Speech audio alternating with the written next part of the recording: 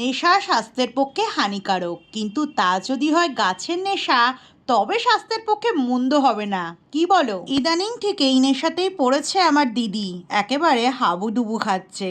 যেখানে যা পারছে তুলে নিয়ে আসছে, তার সাথে সেই গাছগুলোকে রিপোর্টিং করার জন্য নানা ধরনের সেরামিকের টবও কিনছে। সেই দিন আমাকেও পাকড়াও করেছে, বলছে বোন এক্ষুনি চল একটা টব কিনে দিবি। যেতেও পারছি না, পালাতেও পারছি না। শেষে বেচারাকে বোঝালাম ফালতু খরচ করিস না, একটু সময় দে, আমি তোকে বানিয়ে দেব। বাড়িতে রঙের সময় অনেকগুলো রঙের ডিপে বেঁচেছিল, সেখান থেকে একটা নিয়ে এসেছি। তার উপরে স্কেচ করে নিয়ে ওয়াল পুট্টি দিয়ে একটা পেঁচা তৈরি করেছি, ঠিক আমার দিদির মতন দেখতে। পেঁচার পেটুতে করেছি হোয়াইট কালার, ডানাতে করেছি অরেঞ্জ। আর আমার দিদি যখন রেগে যায় চোখগুলো এমনই লাল লাল হয়।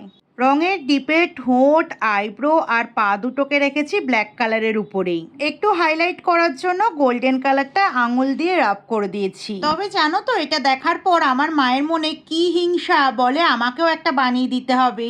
কি আর করব, বানিয়ে দিয়েছি।